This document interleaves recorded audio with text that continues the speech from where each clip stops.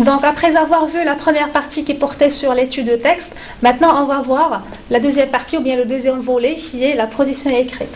Et donc, en compétence, on cherche à comment produire un texte à partir d'un sujet. Donc, quand on parle à propos d'une production écrite, on parle principalement d'un sujet à rédiger ou bien un produit à avoir.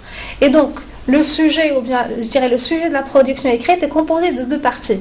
Je parle de la première partie qui est la situation et la deuxième partie qui est la consigne. Donc, la situation informe sur le thème, les intervenants et les circonstances. Quand je parle à propos du thème, je parle à propos du sujet. Par exemple, je dis, est-ce que le texte que je vais écrire va porter sur l'argent? Est-ce que ça va porter sur l'avarice? Est-ce que ça va porter sur l'ignorance? Est-ce que ça va porter sur la liberté, sur la peine de mort? Donc, je dois savoir qu'est-ce que je dois écrire.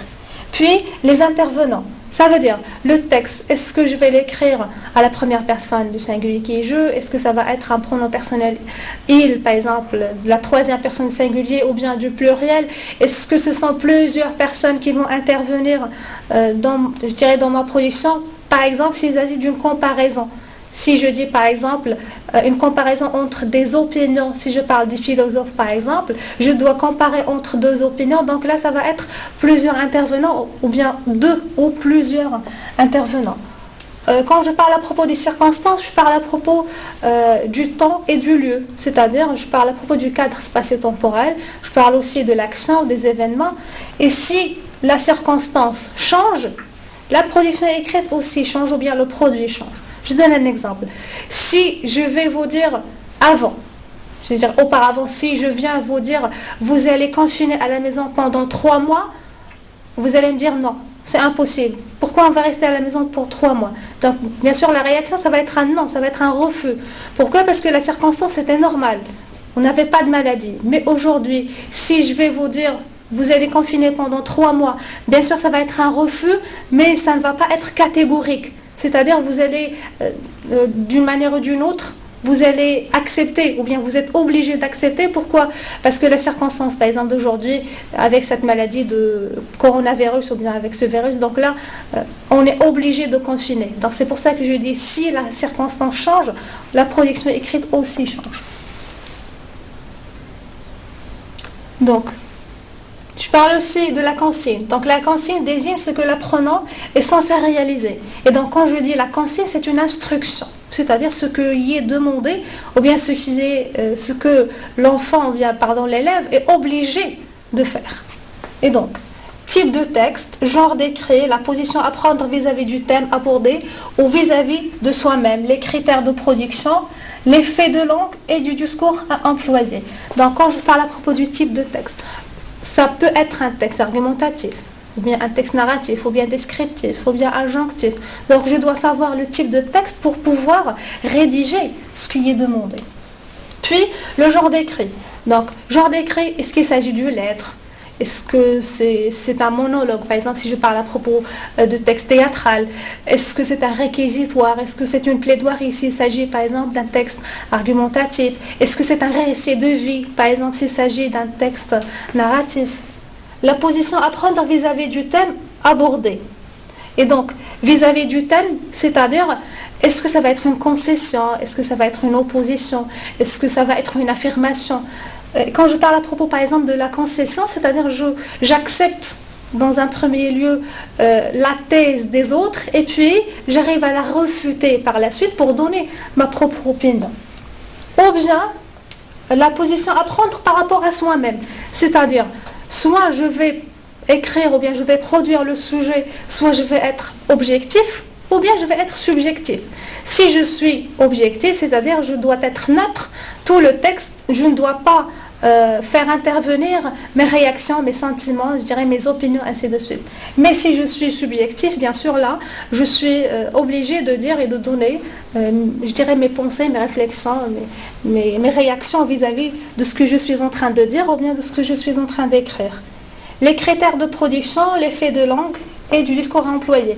Par exemple, les critères de production, par exemple, on te dit, tu rédiges un texte argumentatif, d'accord, en respectant, par exemple, ou bien en employant 3 arguments. par exemple. Donc là, c'est un critère de production. C'est-à-dire, on t'arrive à te dire, à te préciser qu'est-ce que tu dois écrire et qu'est-ce que tu dois faire. Pour l'effet de langue et du discours. Un fait de langue, par exemple, vous avez vu le factitif, par exemple. Et donc, dans la production écrite, on vous dit, tu vas rédiger, puisqu'on parle à propos du bourgeois gentilhomme, vous allez écrire une scène dans laquelle vous employez le factitif ou bien les ordres d'une personne à une autre en employant le factitif. Et du discours. Par exemple, l'effet du discours, je parle à propos des figures de style. Parce que les figures de style vont amener ou bien permettre ou bien l'effet de les figures de style permettent à la personne de modifier son style et je dirais d'améliorer ou bien ça dépend du sujet ou bien ça dépend de ce qu'il est en train de dire. Par exemple, si je suis d'accord avec l'idée, je vais employer une comparaison, une métaphore. Si je suis contre, par exemple, je vais employer l'antithèse, l'antiphrase, l'oxymore, ainsi de suite. Donc là, je dis tout simplement des exemples pour les figures du discours. Je dis l'effet de langue, c'est ce que vous apprenez comme discours rapporté, ainsi de suite, et l'effet du discours comme je dirais les figures de style. Et donc, bien sûr, pour bien écrire un texte, je dirais un texte, ou bien pour avoir un bon produit, il faut respecter pas mal de choses. Par exemple, pendant la correction, on prend en considération plusieurs critères. Par exemple, première des choses, quand on arrive à voir la première des choses, c'est la présentation du produit. C'est-à-dire comment vous avez présenté la feuille. S'il s'agit d'une production écrite seule, donc je vais voir comment vous me présentez la feuille. Ça, c'est premièrement. Deuxièmement, c'est le respect de la consigne. Je vais lire et je vais voir est-ce que cet élève ou bien est-ce que cet apprenant a respecté ce qui est demandé dans la consigne. Et bien sûr, j'ai oublié de vous dire tout à l'heure, c'est que la situation est importante, mais la consigne est tellement essentielle. Je vais vous donner un exemple.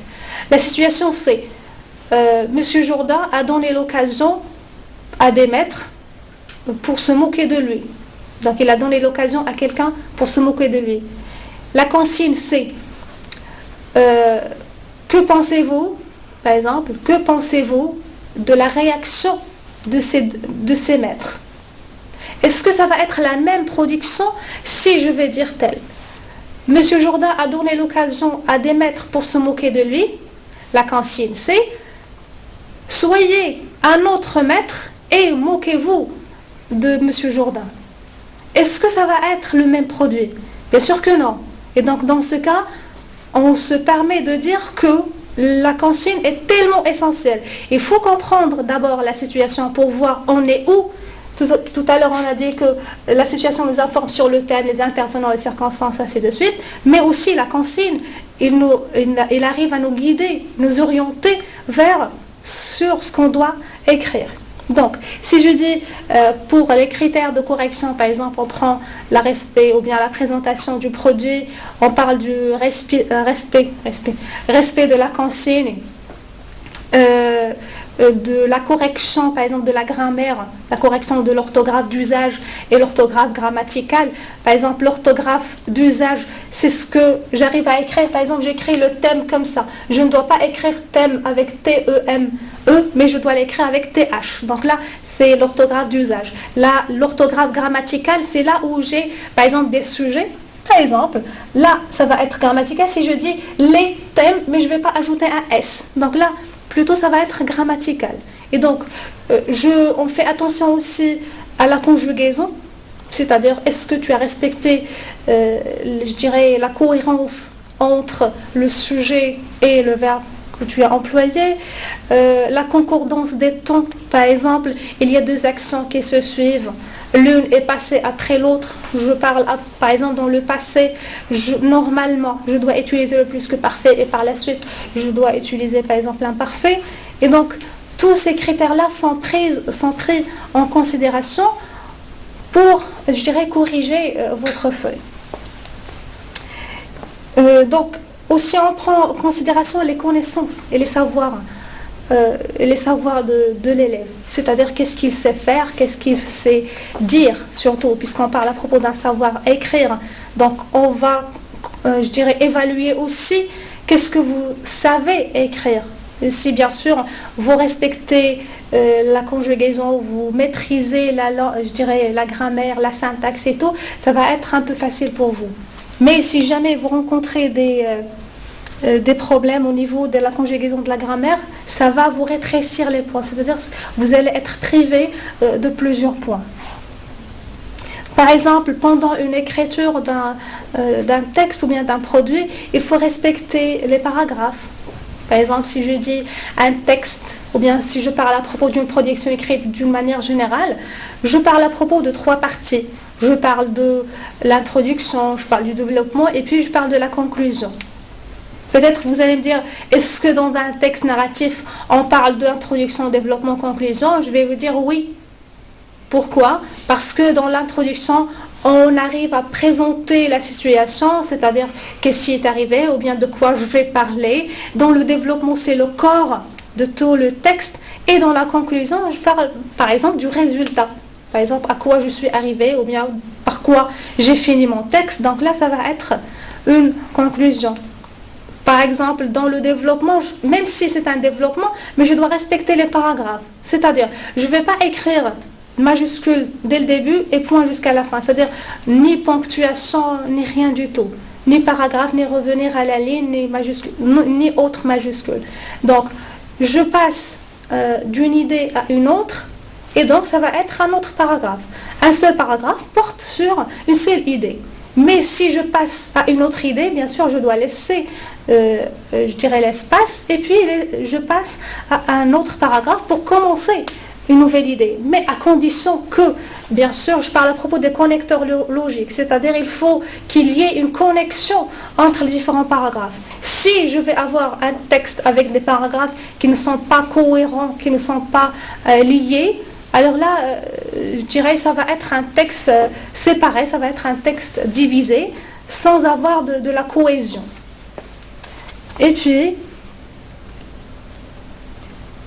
je passe à la production écrite ou bien à l'exemple du sujet. Donc, tu es un jeune homme, tu te présentes chez tes voisins pour leur demander leur fille en mariage, pour les convaincre d'accepter ta requête. Que leur diras-tu?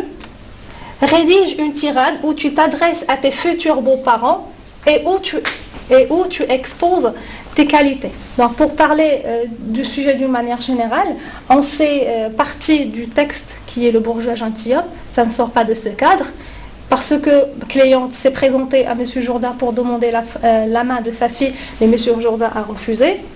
Donc, on a pris la même idée, et là, maintenant, ce n'est pas Cléante, mais c'est vous, c'est-à-dire c'est toi.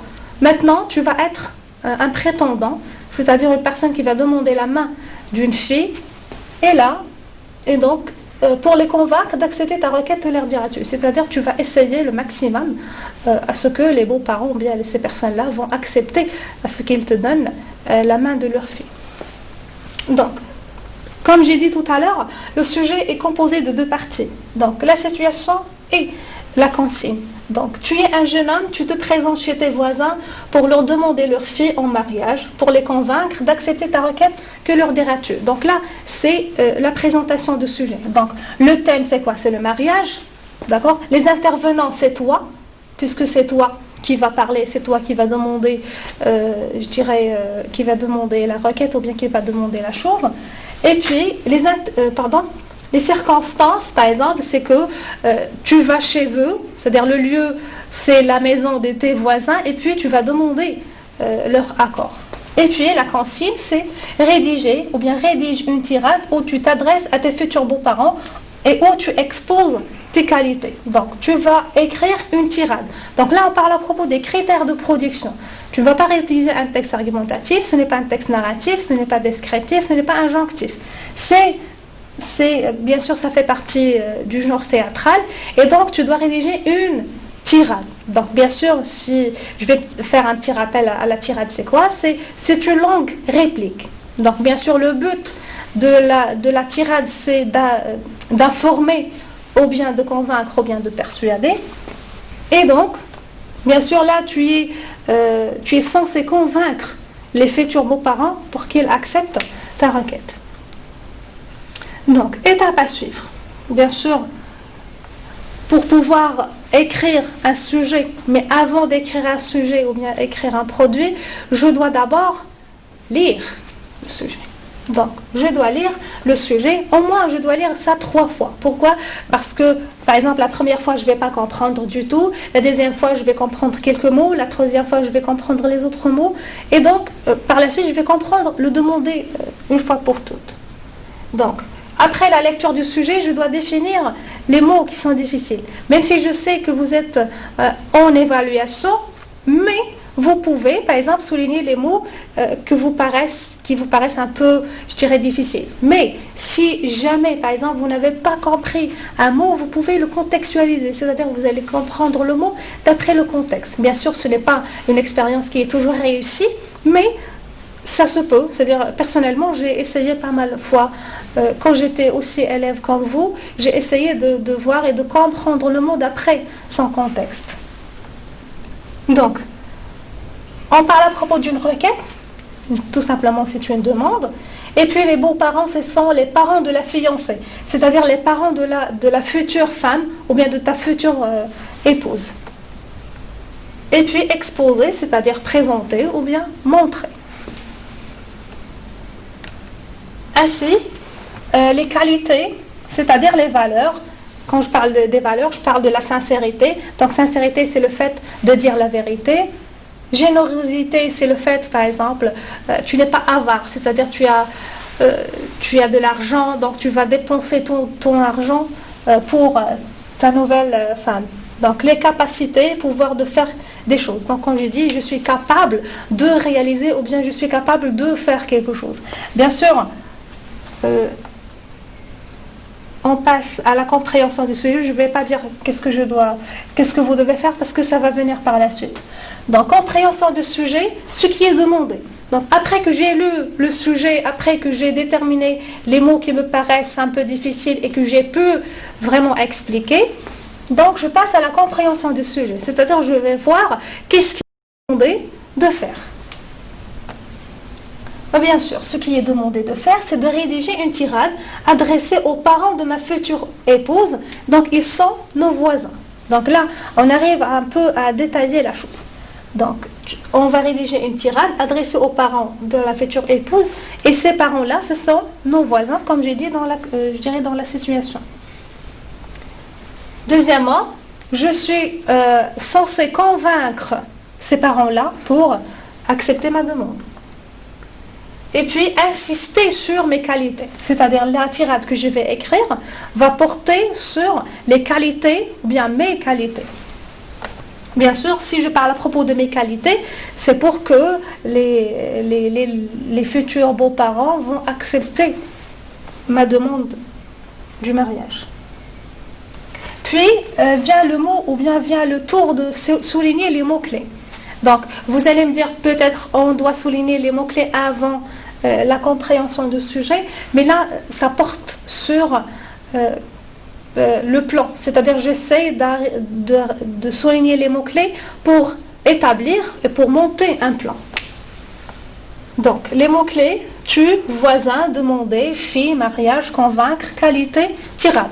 Donc, tu, c'est parce que c'est toi, c'est-à-dire, bien sûr, quand vous allez écrire le texte, ou bien quand vous allez essayer de produire le texte, vous allez employer le pronom personnel « je », puisque c'est tu, c'est-à-dire la consigne s'adresse à toi. Les voisins, demander, fille, mariage, convaincre, qualité, et puis tirade. Donc, le plan de rédaction. Donc, bien sûr, comme j'ai dit tout à l'heure, il y a toujours trois parties, introduction, développement et puis conclusion. Donc, dans le plan de rédaction, je commence avec l'introduction. C'est-à-dire, qu'est-ce que je dois dire dans l'introduction. Donc, je dois aussi parler de la situation, c'est-à-dire, je dois présenter la situation. Donc, la situation, c'est un jeune homme, me marier, avoir en vue fille voisin, faire part de pensée, parents et moi, nous rendre voisins, demander fille, mariage. Donc là, vous voyez, c'est comme s'il s'agit des mots croisés, c'est-à-dire que ce ne sont pas des phrases tout entières, mais c'est tout simplement, c'est un plan où j'arrive à parler, c'est-à-dire ou bien de quoi je vais parler dans la situation. Donc ça va être un jeune homme qui va se marier et qui a vu la fille des voisins et donc il essaie ou bien il veut se marier avec elle. Donc, pour le développement, dans le développement, qu'est-ce qu'on doit écrire? Donc, la bonne réception, les salutations d'usage, la cérémonie de thé, père qui va prendre la parole. Bien sûr, les voisins, c'est une ancienne connaissance. Donc, on essaie, avec cette visite, de renforcer les liens pour que ça soit des liens de sang. Donc, fils, ou bien mon fils veut se marier. Donc, il est venu demander la main de la fille et donc laisser fils s'exprimer. Donc, je dis toujours, ce ne sont pas des phrases tout entières, mais c'est tout simplement, c'est comme si je parle du brouillon, de votre brouillon. Qu'est-ce que vous devez écrire? Bien sûr, s'il s'agit d'un sujet comme celui-là. Mais je parle d'une manière générale. Vous pouvez que écrire des points. Et donc, pour la tirade, être honoré, vous avoir beaux-parents, considérer fils, répondre exigences, qualité, ne pas se vanter, mais tenir dire, fidèle fille, vie.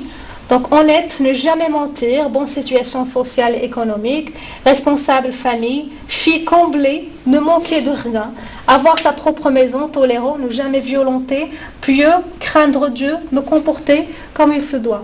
Donc, bien sûr, ce sont des tirets, tout simplement, ce sont des idées que vous allez employer par la suite. Et donc, pour la conclusion, le beau-père, sourire, regarder sa femme, demander avis de la fille, bien sûr, accorder ton réflexion, répondre 2 jours. Donc, je dis, même s'il s'agit d'une tirade, c'est-à-dire c'est un dialogue qui va être avec, je dirais, entre les personnages, mais je parle à propos des 3 parties toujours. Donc, je vais vous donner maintenant un exemple de production. Donc, je suis un jeune homme, et en âge de me marier. J'ai la fille de nos voisins en vue et je fais part de mes pensées à mes parents. C'est-à-dire, je suis un jeune homme, là c'est clair, en âge de me marier, c'est-à-dire j'ai l'âge du mariage, et puis j'ai la fille de nos voisins en vue, c'est-à-dire j'ai dans la tête, si vous voulez, j'ai la fille de nos voisins.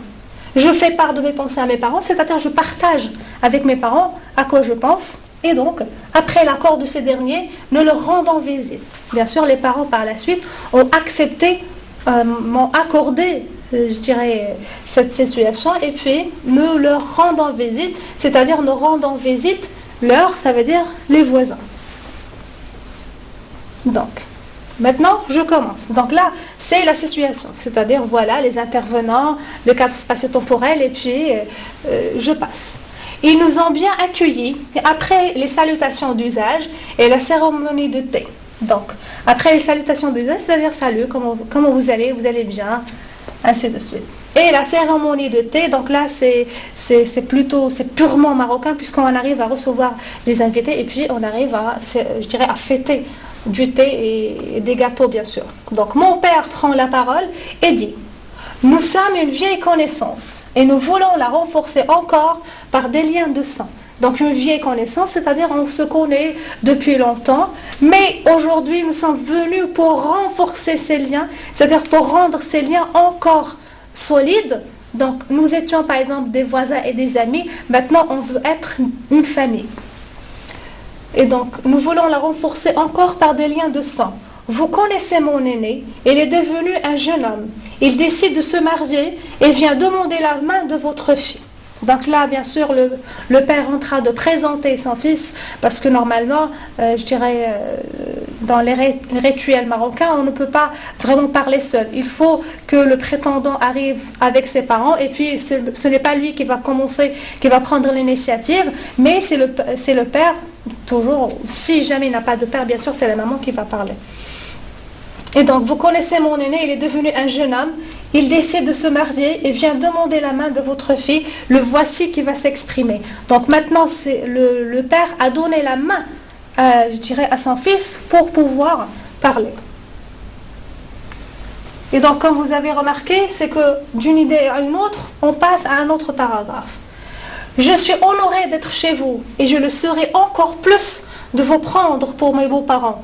Considérez-moi comme votre fils. Donc là, bien sûr, le prétendant arrive à se présenter comme il le faut. Et puis il dit, je suis honoré, c'est-à-dire je suis tellement fier, je suis tellement content que je suis chez vous. Et aussi, je serai aussi fier, c'est-à-dire je serai tellement ou bien encore plus fier si jamais vous allez me dire oui et m'accorder que vous voulez devenir mes beaux-parents. J'ai le grand plaisir de demander votre fille en mariage et je suis prêt à toutes vos exigences. C'est-à-dire, ici, exigences, pardon, ce sont ce que demandent par exemple les parents de la fille. Bien sûr, si jamais une fille va se marier, donc ses parents arrivent à demander plusieurs choses. Bien sûr, y compris l'argent et tout.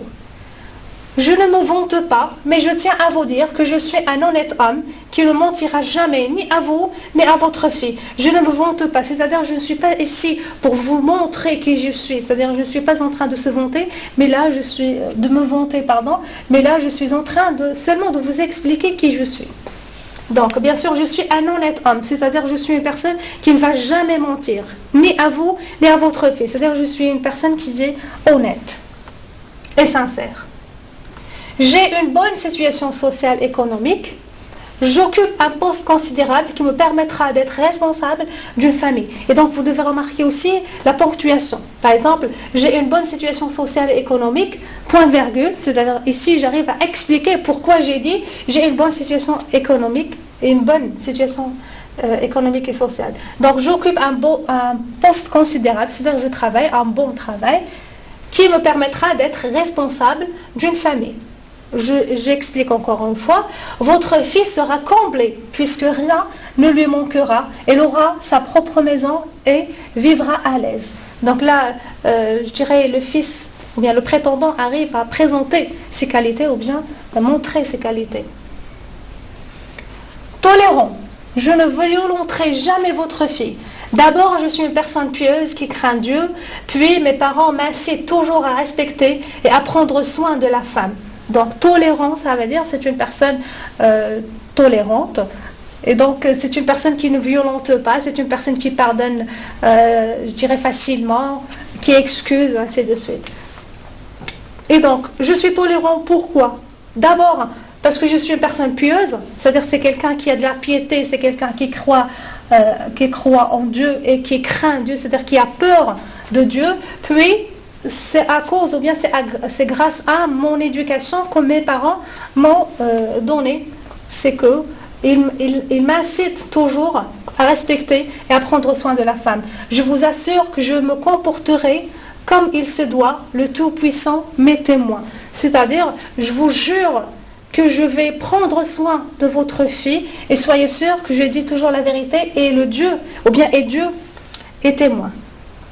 Mon futur beau-père, souriant, regarde sa femme et répond « Nous ne te connaissons que fort bien, mais nous devons demander l'avis de notre fille. Veuillez nous accorder un temps de réflexion et nous vous répondrons dans 2 jours. » Donc là, il s'agit de la conclusion. Et donc là, le beau-père arrive à... Bien sûr, il ne va pas vraiment accepter tout de suite, mais ils ont besoin du temps pour réfléchir. Et donc, avec cette conclusion, je vous dis merci pour votre attention et on se voit avec une autre évaluation, une autre étude du texte. Merci.